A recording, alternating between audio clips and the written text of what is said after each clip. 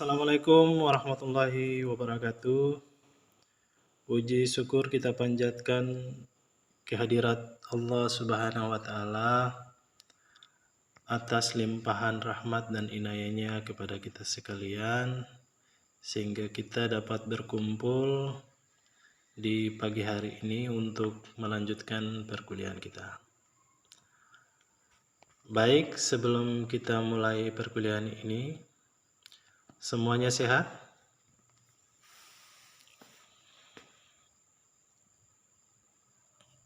Nah,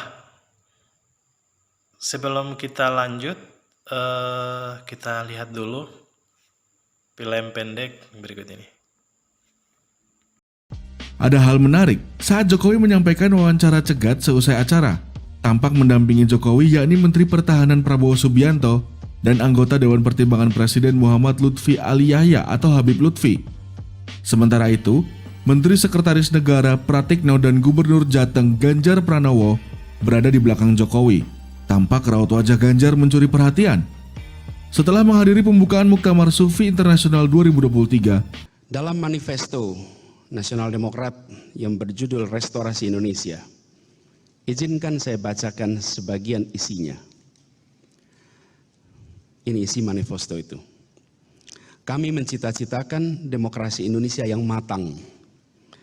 Koalisi Indonesia Bersatu sudah dibentuk 1 tahun yang lalu, dan antar kami bertiga komunikasi masih terus, karena kalau akad nikah itu tekengannya belum ada. Nah, semuanya sudah melihat apa yang ditampilkan oleh film pendek tadi. Yang saudara bayangkan dan saudara pikirkan tentang film pendek tadi. Oke, film pendek tadi menyampaikan tentang kekuasaan dan politik. Materi yang kita akan bahas hari ini terkait dengan kekuasaan dan politik. Nah, kekuasaan dan politik menurut para ahli yakni dijelaskan oleh Stephen dan Robbins. Nah, Stephen menegaskan bahwa kekuasaan adalah kemampuan seseorang untuk mempengaruhi individu lain agar individu tersebut melakukan sesuatu yang dikehendakinya. Sementara Robin dan Jutke itu menegaskan bahwa kekuasaan adalah kemampuan yang dimiliki A untuk mempengaruhi B sehingga B bertindak sesuai dengan keinginan A. Sampai di sini paham ya? Nah, selanjutnya kita masuk ke dasar-dasar kekuasaan. Ada 2 hal yang perlu diperhatikan dalam dasar-dasar kekuasaan ini. Yang pertama yaitu kekuasaan personal dan kekuasaan formal. Nah, kekuasaan formal itu adalah kemampuan untuk memaksa, kemampuan untuk memberi imbalan, dan kekuatan formal. Sementara kekuasaan personal itu kekuasaan karena dianggap ahli dan kekuasaan karena dijadikan contoh.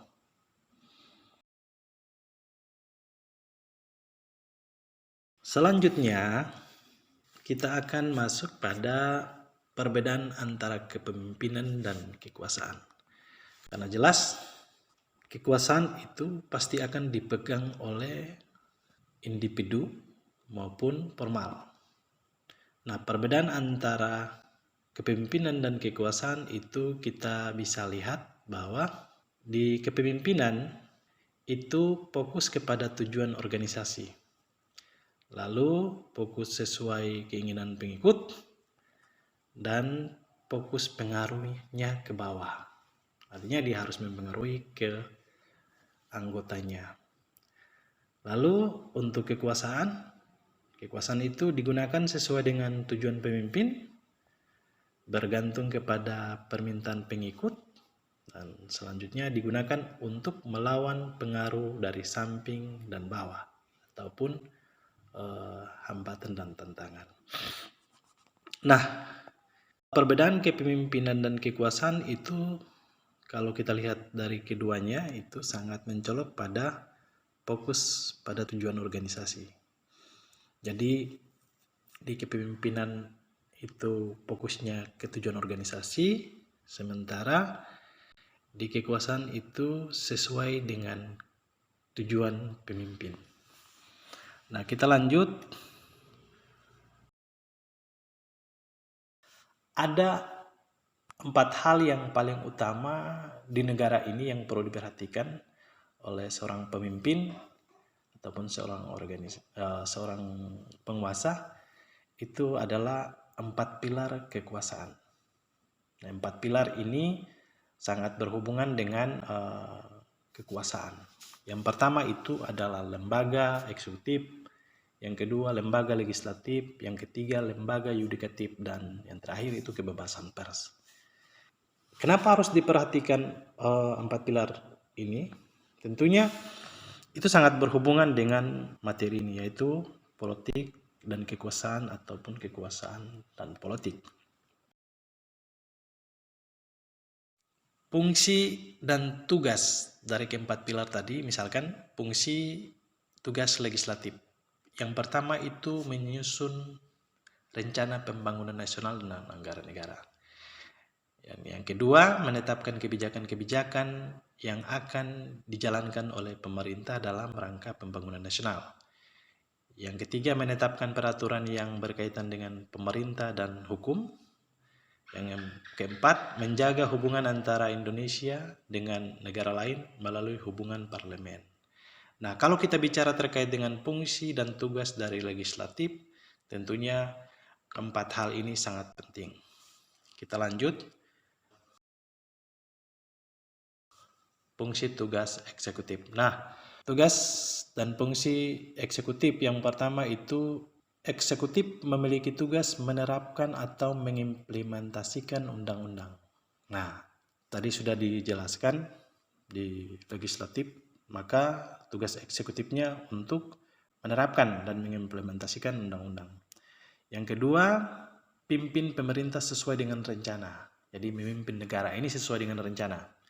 Yang ketiga, jalankan pemerintahan sesuai dengan hukum. Ya, negara ini harus dijalankan sesuai dengan hukum karena negara kita negara hukum, ya. Baik. Kita lanjut lagi. Fungsi dan tugas lembaga yudikatif. Yang pertama itu menerima dan memeriksa perkara. Ada 5 hal ini. Lalu yang kedua, memberikan putusan dan keputusan. Yang ketiga, melaksanakan putusan. Yang keempat, penyelesaian alternatif sengketa. Yang kelima, pengawasan dan penegakan hukum. Ini sudah jelas ya.